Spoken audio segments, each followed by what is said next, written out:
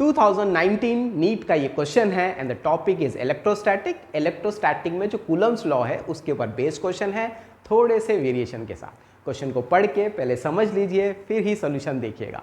तो इस क्वेश्चन में हमारे पास दो चार्जेस है A and B and they are separated by distance R, suppose say R, and उनके बीच में जो फोर्स है, ओरिजिनल फोर्स है, वो है F.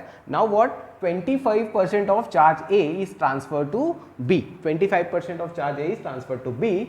What is the new force? इस चार्ज ट्रांसफर की वजह से जो नया फोर्स है वो हमें फाइंड करना है।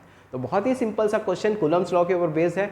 हमको पता है कूलम्स लॉ क्या होता है, तो कूलम्स लॉ हमें बताता है कि किसी भी दो चार्ज के बीच में जो फोर्स होता है that is given by F is equal to K Q1 Q2 by R square. तो अब अगर हम इस फॉर्मूले को लगाते हैं इन दोनों के बीच में, तो what we get, F is equal to K Q into Q by R square. हम जब भी फोर्स का फॉर्मूला लगाते हैं तो ये नेगेटिव साइन या पोलैरिटीज नहीं लेते हैं, सिर्फ मैग्नीट्यूड्स लेते हैं, इसलिए हमने यहाँ पे माइनस साइन नहीं लिया है। तो Q into Q that will be Q square. तो ये है हमारे ओरिजिनल फोर्स की वैल्यू। आया समझ में? अच्छा, जब हम 25% ऑफ ए को अगर ट्रांसफर कर देंगे तो ए में कितना चार्ज बचेगा?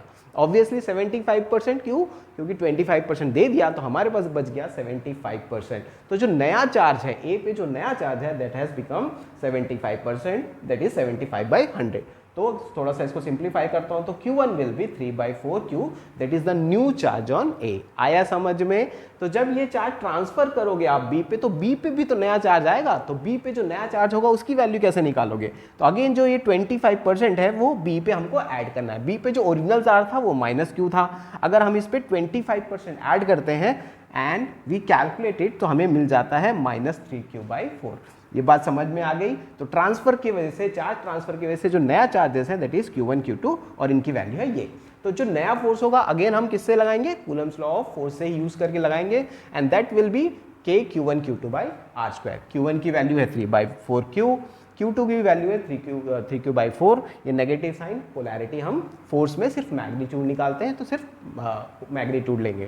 तो इनको सॉल्व करोगे तो you get 9/16 KQ²/R²।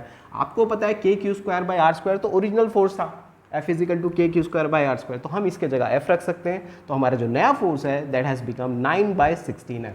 25% of charge को ट्रांसफर करने से जो हमारा नया फोर्स हो जा रहा है दैट इज 9/16